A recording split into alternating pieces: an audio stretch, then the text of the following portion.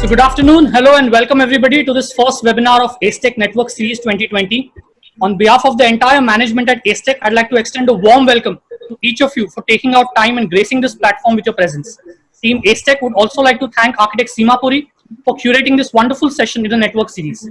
Acetech is extremely happy to introduce this platform and intends to organize more sessions with an aim to get the whole industry together, like we've been doing on the largest physical platform of the country, ET Acetech. I would now like to introduce our esteemed panel for the session. So our moderator for the session, Architect Seema Puri, Principal Architect SEZA, Mr. Surendra Hirandani, Founder and Managing Director, House of Hirandani, Mr. Baman Rani, Chairman and Managing Director, Rustomjee Group, Architect Sanjay Puri, Principal Architect, Sanjay Puri Architects, Architect Nilab Nagar, Senior Associate Architect, Hafiz Contractor, Architect Santha Gaur, Director, Infinity Design Studio, Mr. Sandeep Somani, Chairman, Briloka Limited. Thank you once again. I'd like to request Mr. Gandhi, our Chairman, to address the panel for 2 minutes before we start the session. Good afternoon to all my friends, esteemed dignitaries on the panel and viewers joining us from all over the world. I welcome you all to the opening session of Acetech Network Series 2020. As the world is going through a serious pandemic, the business and operations across the globe have come to a standstill, leaving us to adapt to new means of communication and networking. We're glad to have over 1,500 registrations for today's webinar, and without further delay, I wish you all a very good session ahead. Thank you, Seema, for putting this together with Viraj and team. Thank you. We all understand what the topic, of course, is about. But the one thing that I think we've all had in the last 2 months sitting at home is an abundance of time. So much time to think and reflect upon, maybe our work strategies, how we can improve it, and hopefully we're all going to be back at work very, very soon. And I think we should all go back in a more positive mind frame because we've had a lot of negativity to deal with. And honestly, what better positive mind frame and what better way to charge us than to hear these amazing 7 awe-inspiring panelists who I have with me today. And we will start off with the man in London, Mr. Surendra Hirandani, who I've had the pleasure of knowing for more than 30 years from our first days at Hafiz Contractor. He is humble, he is friendly, and he is a fountain of knowledge. He can discuss the intricacies of the copper plumbing with as much ease as he can probably discuss the lyrics of the number on the chart. So here's over to you, Surendra. We want to hear how it all began and your amazing story. Thank you. Thank you very much. Sweet words. Okay, so I'm pretty old, so 65, so lots to talk about, but I'll try and keep it compact. Started off as an entrepreneur in the late 70s, age of 21, 22, and crazy, wanted to do business. My father was a doctor, no background, no money, where, just whatever my dad as a doctor in those days could give me, and relatives who passion and hard work was the only thing I had in those days. I just had to succeed. But by 1985, I was disgusted with myself. I actually used to get nightmares at night that why the hell didn't I become a doctor and migrate to the US? I would have been much, much better off because I was just dissatisfied with what I was doing, the product. I was there working on Sundays, Saturdays, name it. And just the result was just not there in the product. I had not traveled in those days, really. People never traveled in those days. You went by a SOTC tour maybe. But, but I did read a lot, and I knew the world through reading. Magazines and books, I always loved to read. And I decided that this is, I have to correct this. And so I did start reading, into construction. In those days, 85 to 90 was really the time when I focused on the civil engineering side. And those days, the British Council Library at Nariman Point, it was the largest British Council library in the world. And you'd be amazed that the kind of books I found over there, not just engineering books, but even foreman's books. And I used to go there, make copies of those books and just pour through them. What are the best practices in the world? What is, the right way to do things? And along the way, of course, I met mentors like Mr. Anthony Remedios, and I had consultants, Memfra, others, and who were there to help me. And we had training programs, and so much so that we mapped ourselves with all the English-speaking world codes of practices and standards. So, I couldn't read the European code, in those days, the German code as an example. So, because we speak English. And so I went through the Australian, the Singapore, the UK, and the US codes of practice and standards. And I started creating my own standards. So we made actually, and we still have these standards for all aspects of construction, which we keep updating. And we, by 1989, we had, brought ourselves on par with the rest of the world, and I was satisfied with that. Of course, there's a lot of value engineering, because, your costs are so, you have to keep them so low. So, I mean, our team, we developed, within our team, thanks to the team, we could make better concrete, even today, with a single bag concrete mixer than a ready-mix concrete plant. A ready-mix, I'm more skeptical about a ready-mix concrete plant, what it gives us, than what confidence I have if I have a single bag mixer on the site. But of course, in large projects becomes... in today, because of labor shortages. And so in this period, of course, we did innovative things in those days. Was in the late 80s. We were the first to do 100% sewage recycling. We had to struggle. The industry was very primitive in those days. It was not fashionable to talk about it. Environmental issues came up after 2000. And we set up these, to find the technology, and again, value engineering is very important. From the 90s, I would say I shifted the focus. Shifted means added the focus to architecture, and working with great people like Hafiz and his team, working with, and of course, reading a lot myself.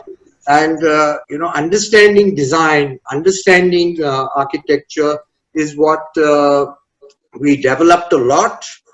So much so, I remember I spent so much time at Hafiz's office. I used to get mail there. The people used to think I'm the staff member there. Yeah, every day at 5:30 we saw you there. Got mail over there in the office. So then in the early 90s, I was fed up with, for example, with GI plumbing. Even the best interior designers in the country would tell me, no, GI plumbing is good. Don't mess with it. It's the best thing, for Bombay weather, that's the best, plumbing. So, and I was determined because I knew that, I couldn't guarantee anything to the customer. Within 6 months, the hot water pipe would leak. And it was, and we always had that thing that any customer, any complaint, we are going to attend to it free of cost. So with Indian Copper Development Center in those days, we brought in copper plumbing into the country. Our first project, Lake Castle, we implemented with copper plumbing in 91. And later on, of course, the plastics came in the late 90s, and which we brought in. We worked with India Gypsum to bring in gypsum vermiculite plaster. We were the first to introduce it. All your, plasters cracking and things falling, all was eliminated. We worked with chemical waterproof people those days in the 90s. So a lot of innovation came about as we went on. And then in the late 90s, I started focusing on interiors and urban design. Interiors is something, frankly, I'm not as good in colors and other things, but understanding what trends are running in the world, it's whether it's a selection of your kitchen cabinet or whether it's, entrance halls or these things, they're still important that you put in your inputs. And urban planning became my favorite hobby those days, and it is still is. And if you see our projects, what I'm really proud about is that we are probably, run very exemplary multi-use projects, starting with Powai, Thane, now we're doing in Chennai, other places, is that we created a township which is the essence is the human being. And in these townships, for me, the essence is the pavement, the footpath, not the street. I think the worst invention of the 20th century is the private automobile. So I still believe in that, and that's how I focus on my projects. Going into come up to speed, come up to, I think 99 to 2004 was the golden period for real estate in India. Things were very good. Urban Land Ceiling Act had just been abolished, and things were moving. Everything was moving in a very, reasoned way. Come 2010 to 2015, I think was the worst period. Hyperinflation and labor shortages. All the problems you see in the real estate industry, I attribute to those days, because in 2009 and 10, developers across the country sold at a fixed price. And then by the time they completed the project, cost went far beyond the cost of land and construction. So, and then it became a vicious circle, because neither the bureaucracy nor the courts helped out in resolving this issue, and cascaded into this over-regulation which you have today. But that was also the time when we learned the essence of risk management.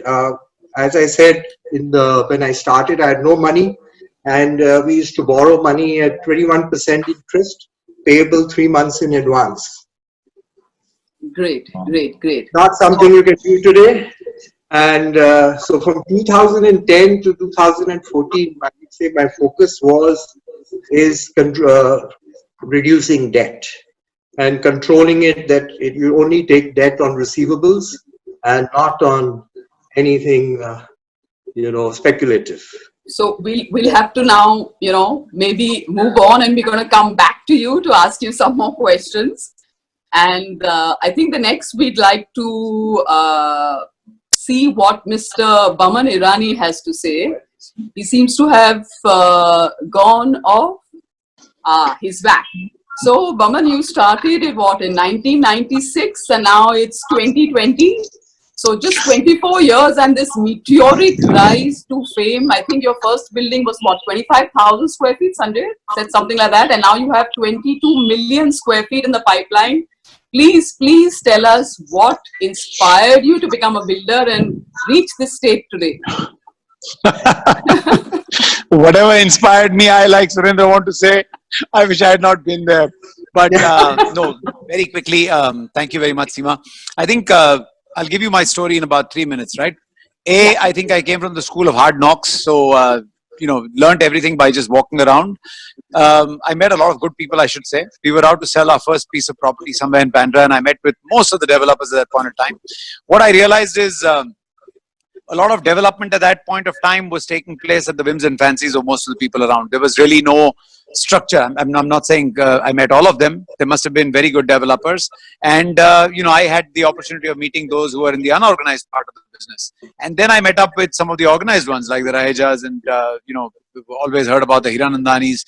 So I kind of picked out my idols, and like Karna of the Mahabharata, I think I learned from everybody without actually going to them. So I used to go to sites. I used to go to Vijay Vadva's sites because we'd heard that was excellent, and we used to go and see the quality of work out there. We used to go to Ahuja's sites and see the work out there, because at that point in time he had made a swimming pool on one of his terraces. It was extremely interesting, and I think there was a lot of energy in the team.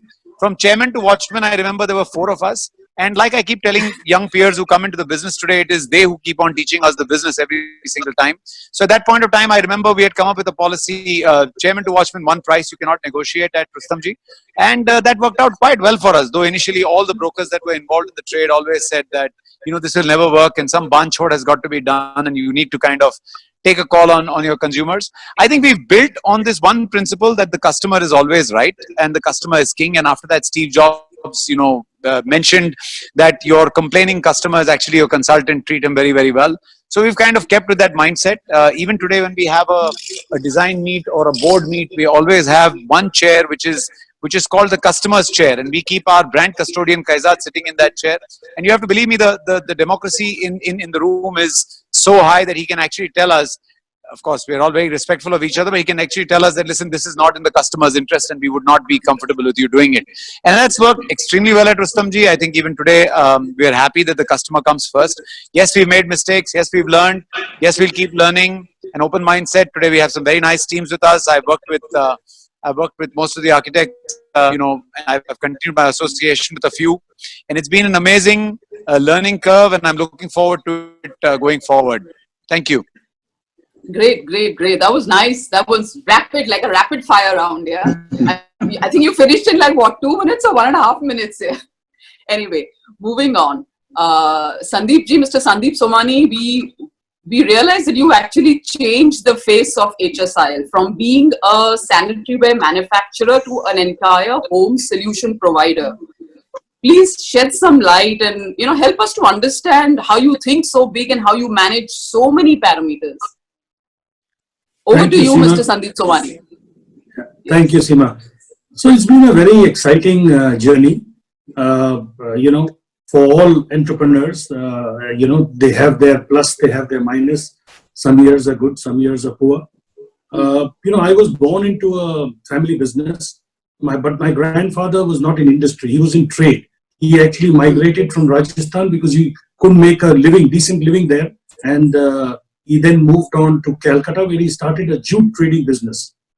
So when my father and all got educated and got their degrees, they decided that they'll get out of trading, and they had aspirations to manufacture.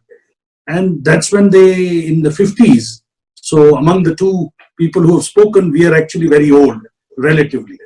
So we are 60 years this year. So my father then decided to leave Calcutta, which at that time was not an easy thing to do as a young lad.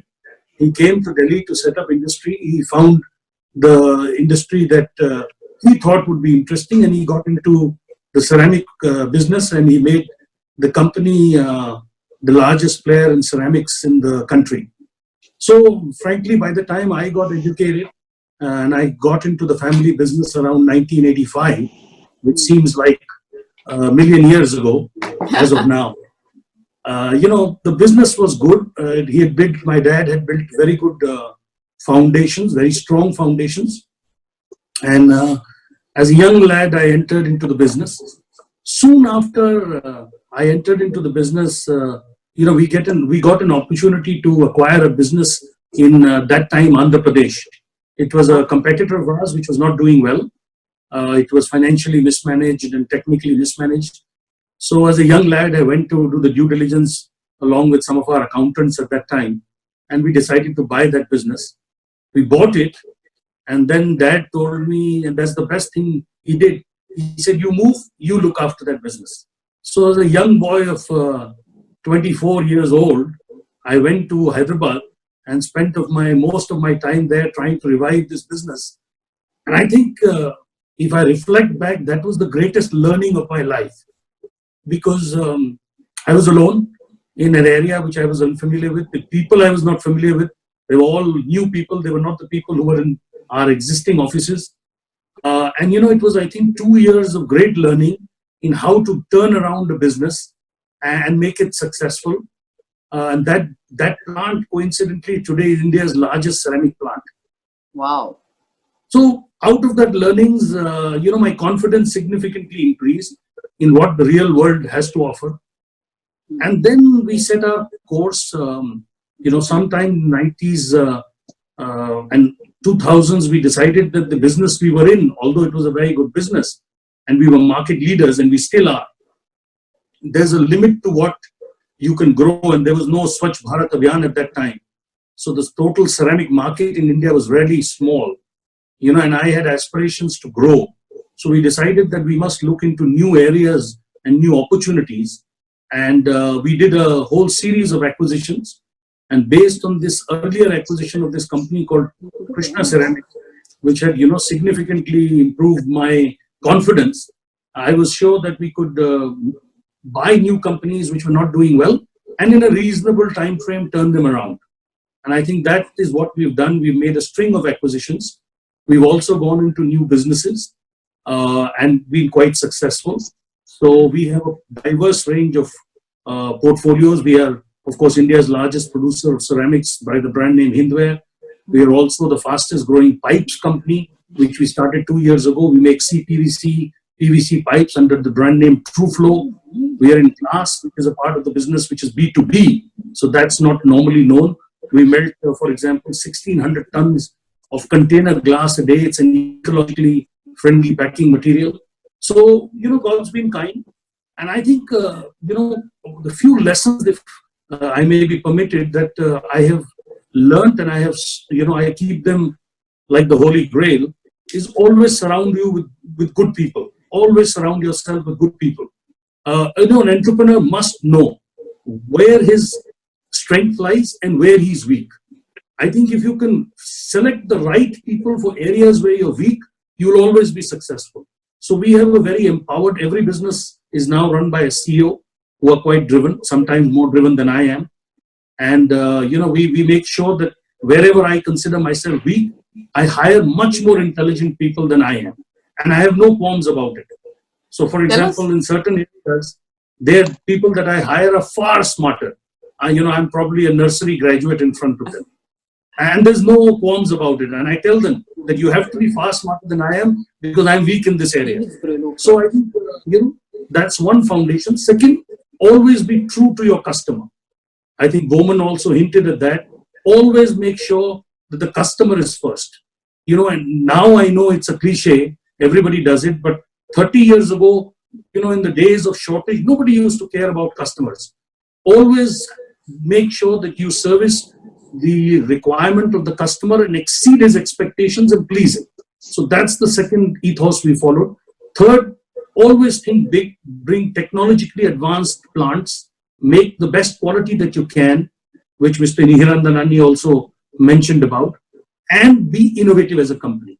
Always be ahead of the curve rather than be behind the curve. Always look at innovation and how you can make your customer's life easier and more, you know, pleasing. So what about Briloka, Mr. Somani? What about Briloka, which is a new venture of yours? So actually, we split our company because we have multiple businesses in the same company, and it was getting very difficult for the analysts to analyze it. So Briloka is India's largest producer of ceramics. It's the second largest producer of taps and showers, again under the brand name Hindware, and the fastest growing pipes company in the brand name TrueFlow. We have another company called Somani Home Innovation Limited, which is the fastest growing consumer products company in the country. And then HSIL, which is the original mother company, is the second largest producer of packaging material in the country. So I am very clear. Jack Welch once said, either be among the top 3 or get out of that business. You have no business being number 10, 12 in a business. You'll always be a weakling. We follow that to the core. Where we are not successful, we take a write-off, we exit that business. There's no prestige about it. You can't be successful in everything in life. Thank so you. Focus on where you can be. Thank you. Thank you. And we shall move to another top entrepreneur, Mr. Rajesh Mandewala. Please, Mr. Mandewala, please make it our privilege to understand how you have made Welspun the textile giant that it is today. And while I was reading up, I also read that you have so many other verticals. Of course, you have flooring, you have line pipes, you have coils, you seem to have infrastructure. I mean, it seems huge. How do you manage it all, and how did this all start, really? Well, Seema, first of all, thank you for having me here. It's a pleasure being on this webinar. And Surendra, you looked this super fit woman. This bearded look is not working on you. Let me tell you. To those chikno jare. Your clean shaven look is better for you. Well, thank you very much. So Seema, I belong to this a middle class family, and this had very humble backgrounds, and this started off straight out of college with this deprived mindset. This grew up being deprived of many things that my friends and relatives could have, and so had this big fire in the belly. And God got kind, put me in touch with this maverick entrepreneur, BK Goenka, who's also the chairman of the Wellspun Group of companies. And this both of us started out of both of us were out of college, and so our journey began this in the mid '80s. And we got off starting with the textile business, very small. This boutique kind of a business did about 40-50 lakhs in revenue in those years, but I think our ambition got ahead of us, and by the early 90s, when we were turning around about 2-3 crores in revenue, we put a couple of consultants in place, helping us identify what was an export oriented this business that we could get in. So those were the days when gold was pledged by India, and so we discovered that towel was a good business to get in. Got this started on towels. This was in 1994. And again, so as I said, the ambition got better of us, and we had this maverick, this entrepreneur leading us. And so by 98, this also discovered that pipes could get exported out of India, and so also started the pipe business. This was in 98 or thereabouts. And in those days, this young people, so the stock market, this was very welcoming, and so we came out with an IPO, and it got this humongously oversubscribed, collected 50-60 crores.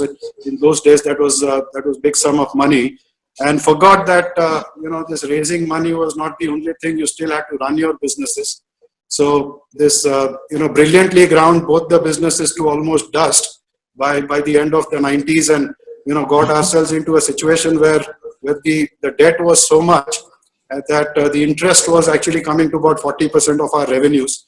And that's when reality struck us, and that's when we actually got down to running businesses seriously. And this by the early 2000, we had to restructure our debt with the bank. So didn't have enough money to actually pay the banks in time, and had to restructure both our textile and pipe company, and then got down to serious business. We were always invested in fantastic technology. Our businesses were okay, and then focused completely on the customer, just like Sandeep said, Surendra said, Oman said. So this put the customer in the center of everything that we did. This brought execution excellence, and this always continued to invest this in cutting edge technology, where where we said we have to be the best in the world. The aspirations were always global. So any business that we built, it was the global market in mind, and that we have to be globally competitive. So very quickly, in the next 3-4 years turned around the textile business, the pipe business, and this got them to become very, very profitable. And so one thing led to the other, and in 2007-8, we realized most of our revenues and profits were coming from the international markets. So decided to look at the infrastructure space. So started building roads, and in those days also acquired a couple of businesses which didn't work out very well for us. One of them was a stake in Leighton, and another company from Gujarat.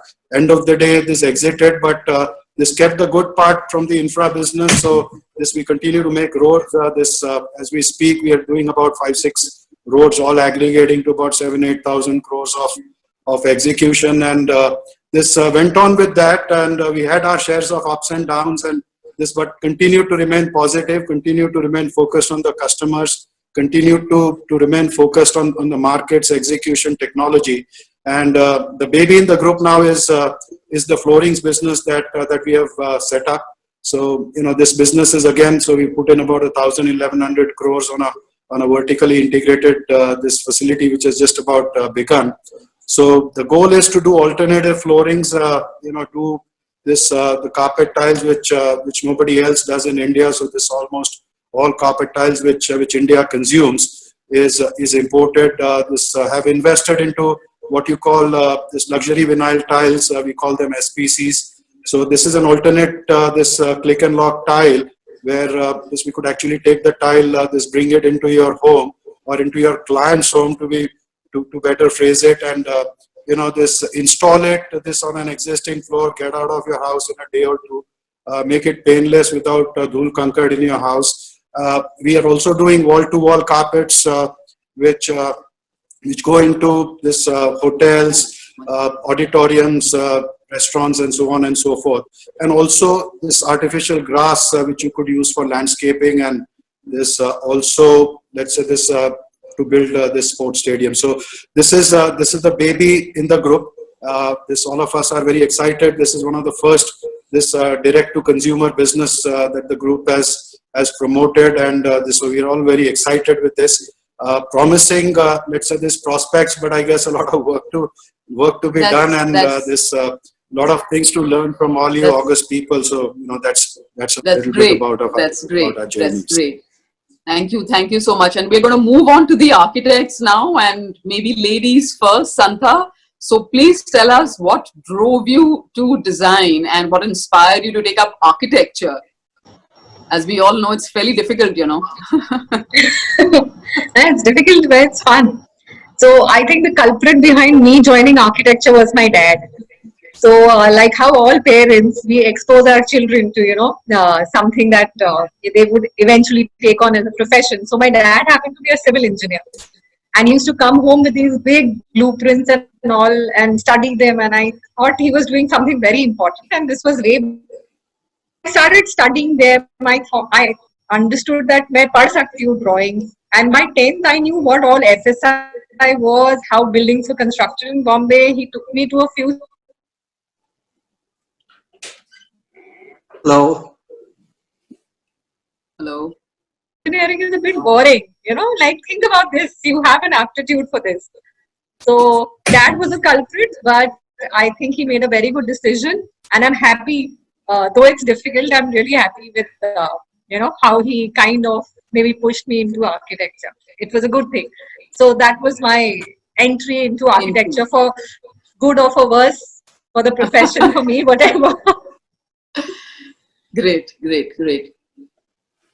And shall we move on to... Yeah, that was a small thing. I'm the youngest, so I don't have a lot to talk. So I guess that was a short. That's good. No, it's nice. It's nice to be short, sweet, and to the point. Yeah. And now we'll move to my inspiration to join architecture, which of course came from my dear brother Sanjay, who I would say at the young age that he is, he's pretty much done every kind of work that there is, I think, in the field of architecture, and won innumerable accolades both internationally as well as nationally. And of course, I know how your brain ticks, Sanjay, but I think you should give us a sneak peek into how you always manage to stay on top. Let's hear it from you, for the 2,000 viewers who are keen on knowing what goes on in that mind. Actually, the best thing is, it's all about the experience there. So I joined Hafiz when I was 18 years old on my 18th birthday, before having joined College of Architecture. By the time I went to architecture college, I had already done working drawings, gone to housing sites, managed interior sites, knew every single thing there was to costing, BOQ and all of that. And then all these people in college, the seniors are telling me, they said like, it's very stupid. How are you working in first year? I said, I'm not working first year. I was working from before first year. And they're saying, it'll spoil your mind. It'll make you think in a certain way. But that's all bullshit, because at the end of the day, in this field, it is all about the experience. The more you see, the more you understand, the more you can do.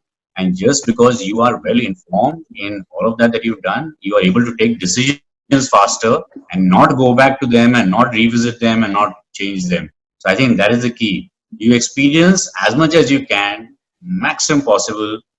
I mean, for example, just a simple thing. First time I went nuts. I had 2 days. I took 38 trains because I wanted to see some 27 or 28 buildings one by one, all of them, within those 2 days in that limited period. And it was raining. It was bad. I mean, like we went crazy. And first time in Paris, just imagine. But I had this book and I had these buildings by Frank Borel, by so many people who people generally don't know. Everybody knows the famous ones. But these were like buildings in the 13th arrondissement, inside in one corner somewhere, a tiny space where the guy made something brilliant. So I went crazy. So in short, it's all about how much experience you gain in everything. Working, seeing, experiencing. And because of all of that, you can just do something much faster and in a shorter period of time. And so you can do more in a better way. Great, great, great. And now over to Nilav. Nilav, you work with what one of the biggest, most successful architecture firms in our country. I mean, you probably work on designs that I think most of us architects only dream of. Yeah. How's it been? So many years that you've been there. How's the journey been? And how do you feel today, having accomplished so much? I think I'm just starting out. Even after having done so much, you feel that you just started out as if yesterday. I think this is the key to our office. You are always to feel young and as if it is you have no tomorrow and you have to start working today. That's the thing. So that's the key to our office. So I'll just brief you about how it all happened, in the sense that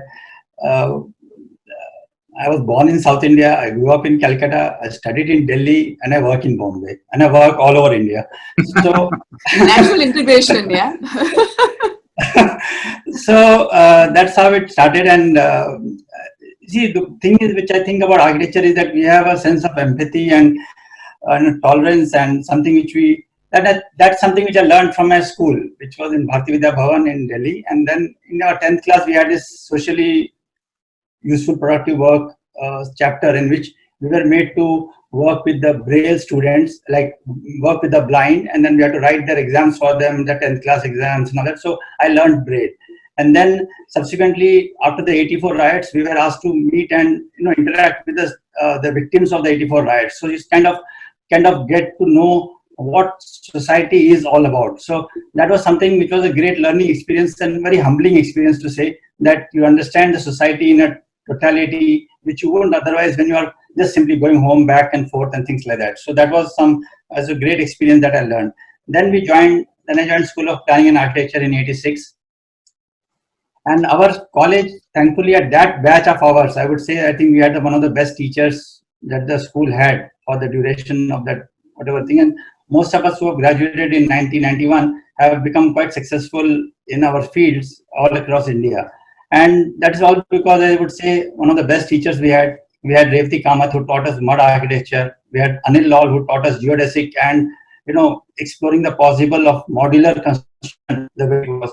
And then we had teachers who taught us housing and urban design.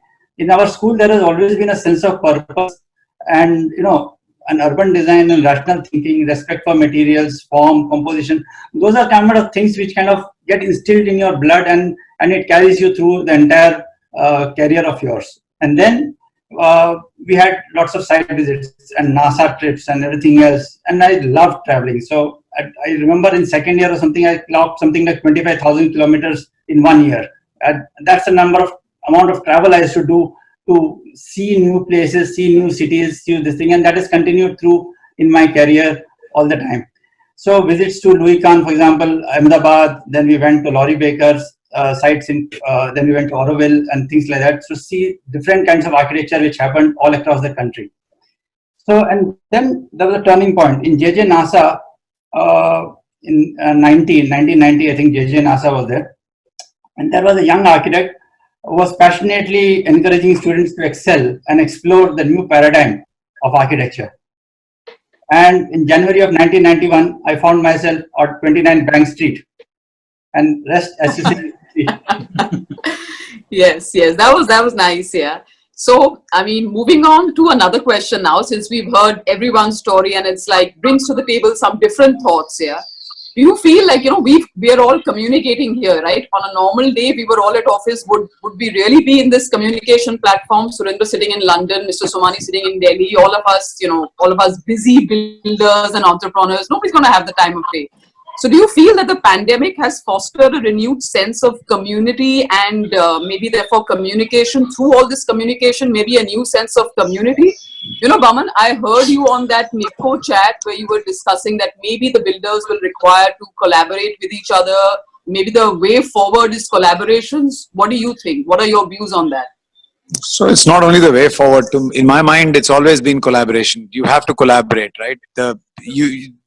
Just to give you a saying, if you want to run fast, you run alone. But if you want to go far, you kind of, walk with people.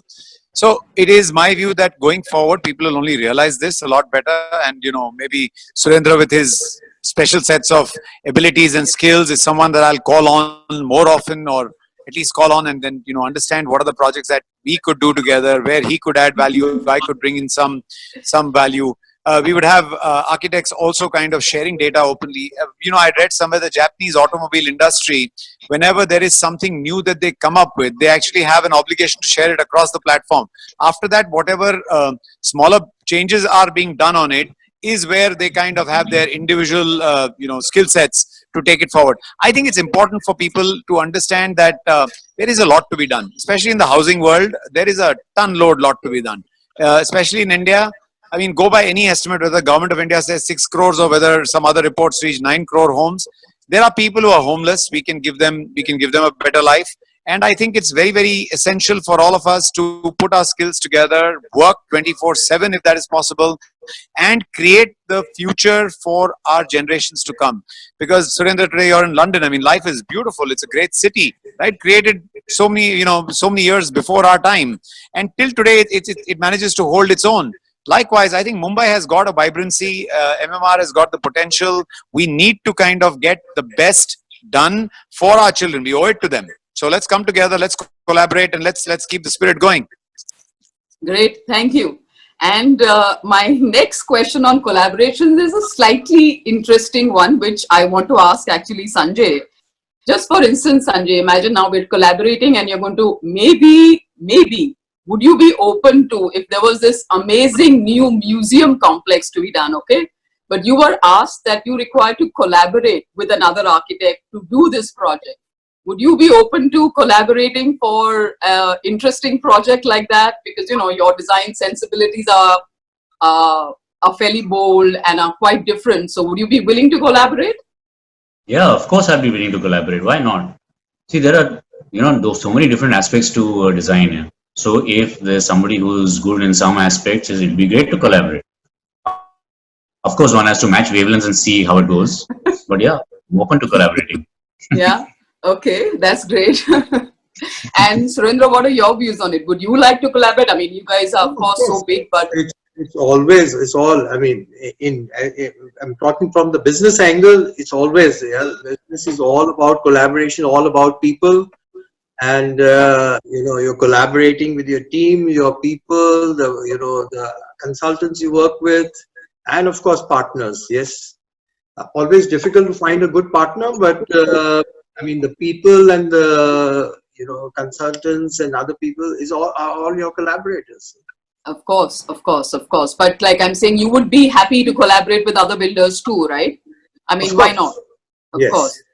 And what about the entrepreneurs, Mr. Manviwala, Mr. Somani? What are your views on it? I mean, already you all are running such large portfolios. Do you think that going forward, you may want to collaborate? Maybe you may collaborate with Mr. Somani. I don't know. I think the sky is the limit today. Well, this is one big thing this lockdown has taught us, and which is to collaborate. Of course, with our company, it is a core value. So, we are always looking out for partnerships and so on and so forth. So it will be our honor, let's say, to collaborate with somebody as distinguished as Mr. Somani. And you know what? Look, this even for the vaccine, if you look, Seema, the best companies, the fiercest competitors in the world are actually collaborating with each other to beat the timeline. So, so we have to learn, and this even within our own group, we have, let's say, 7 businesses, and each business was run independently during this period. We discovered there were so many common things that one business could collaborate with the other. So people level, company level, organization level, I think this collaboration will significantly improve world over. And I for sure am a big believer of collaborations. Fantastic, fantastic. What about you, Mr. Somani? You going forward, collaborations the only way forward? Well, I wouldn't say it's the only way forward, but it certainly is the preferred way forward, because you're de-risking yourself, your balance sheet. You're also pooling in strengths of multiple partners, so the outcome will be faster. And I think in general, the 60 days sitting around at home doing nothing has really put many perspectives of earlier perspectives of life in a new light. And I think people are a lot more open to partnering with others, and I think it's a win-win for all concerned. Great, great, great.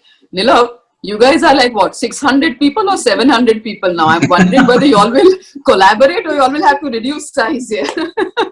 Tell us, what do you think? What do you think? Yeah? Stopped counting a long time ago. Yeah. Stopped counting. Seriously. I think they'll start acquiring all of us. Yeah, I think start so. Acquiring all of us. No. So now let's have. To do a Ghar Wapsi to get all our alumni back, I think. And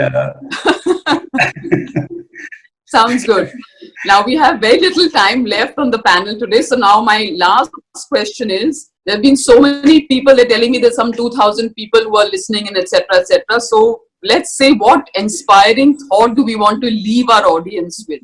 And for that, I want Surendra, you to start with. What inspiring thought do you want to leave? I think there are students also on this panel, and there's so many people all across here.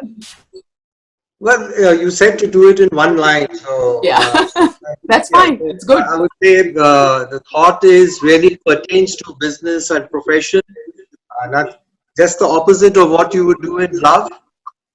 Embrace change through innovation and manage your risk.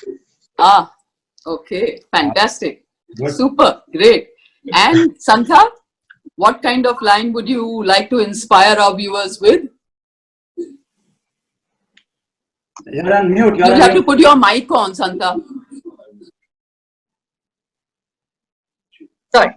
So No, people think that there's something very negative happening here. Can you hear? Yeah. Now we can hear. Now we can hear.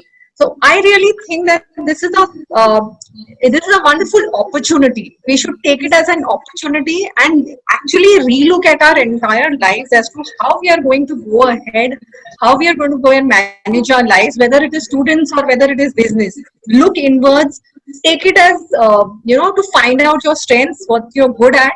So I don't think there is anything negative about the pandemic.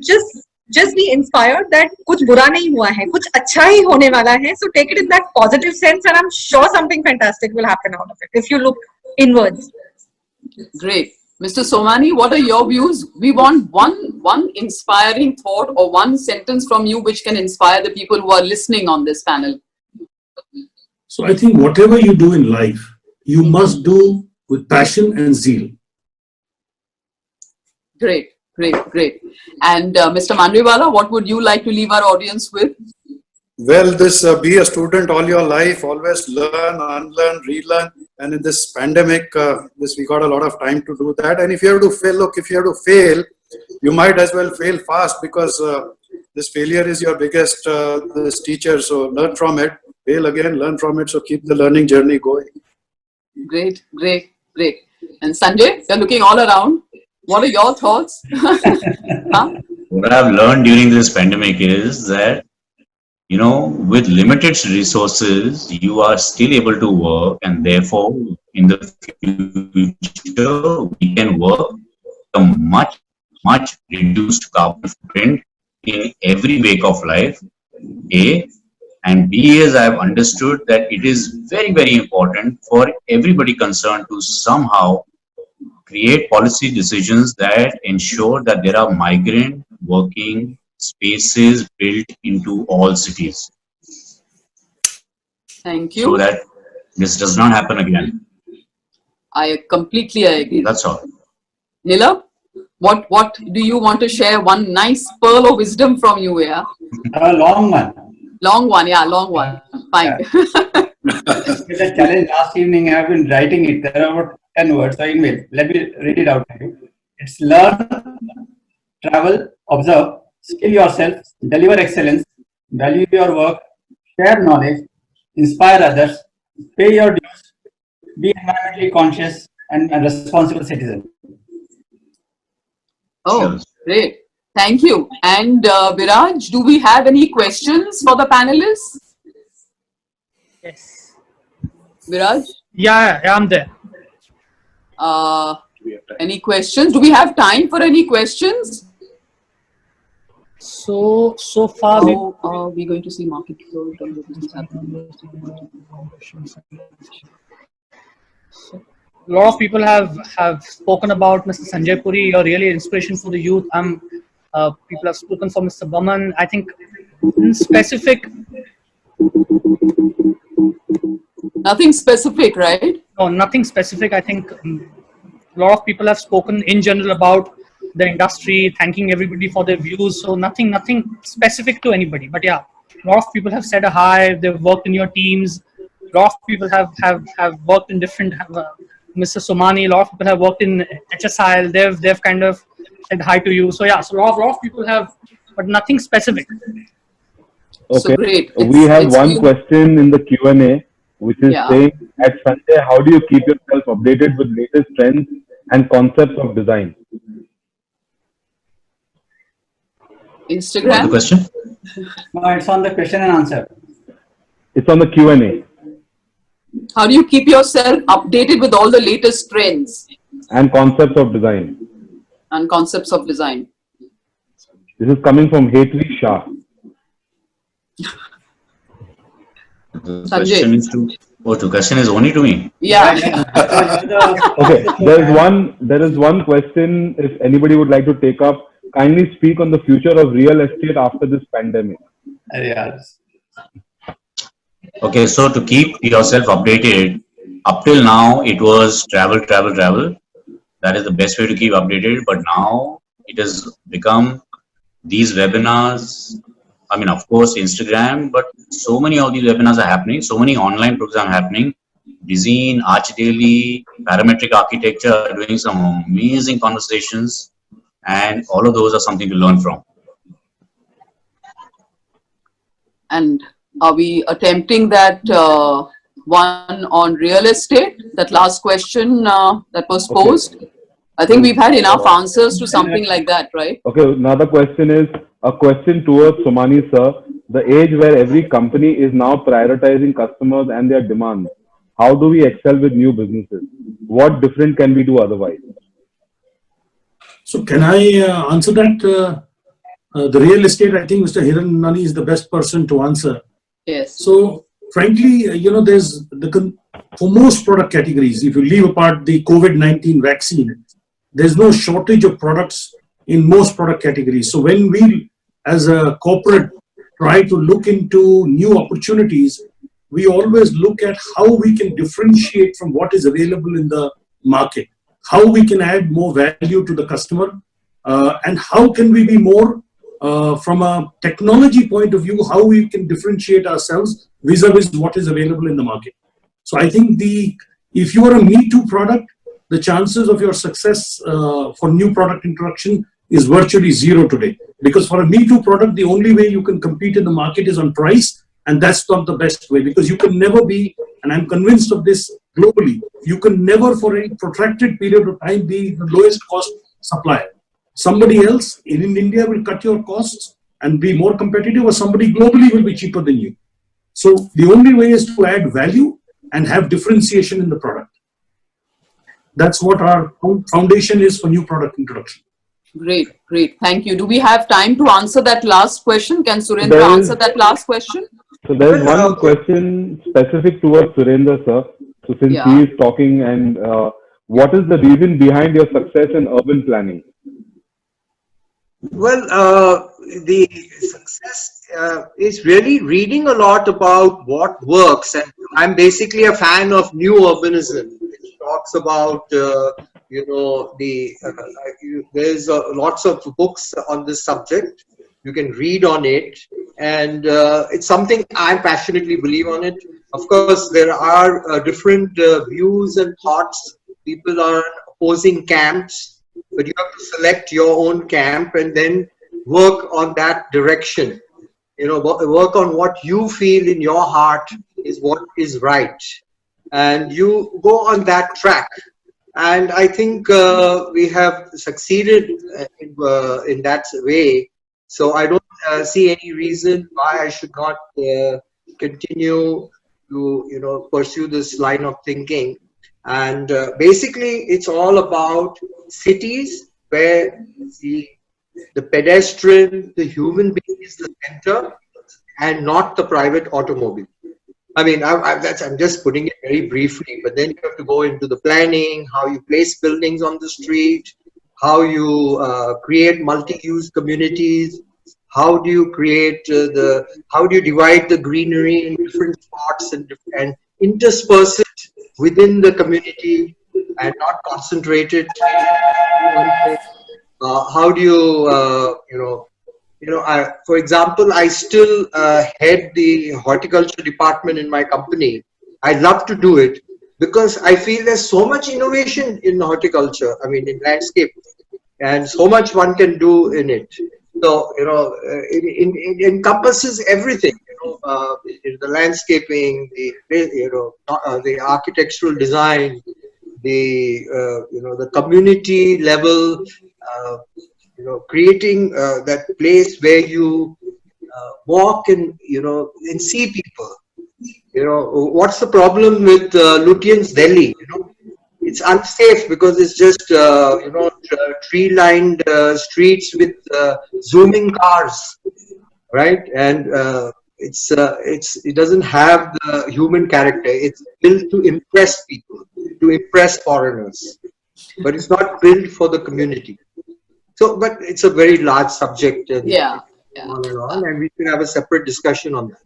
I'm sure. So I think thank you, ACETEC, for having this panel and for actually allowing us to have all these positive discussions, because I think with, like I mentioned, with the entire pandemic going on and all the negative statistics coming in on a daily basis, I think it was important and necessary to think of all these positive stories and actually deliver all this positivity to all the people who have joined in. Thank you, Surendra, for joining us from London. Thank you, Mr. Mandiwala. It was great meeting you and really lovely to hear your story. Thank you, Mr. Somani. Nice of you to come in from Delhi. And, at the age I think that you've reached, what you've reached is fantastic. Thank you, Sanjay, because you've been in so many webinars. Thank you for squeezing this little bit of time in for us. Thank you, Nilab. Thank you, Santa. And thanks, Baman, who's, I think, already run away somewhere. Thank you, Sumit. And this has been the FERPS webinar. I'm sure you're going to have many more interesting webinars, and we'll all be joining in soon. Thank you. Thank you so much, Seema, and thank you all of you. Thank you. Bye-bye.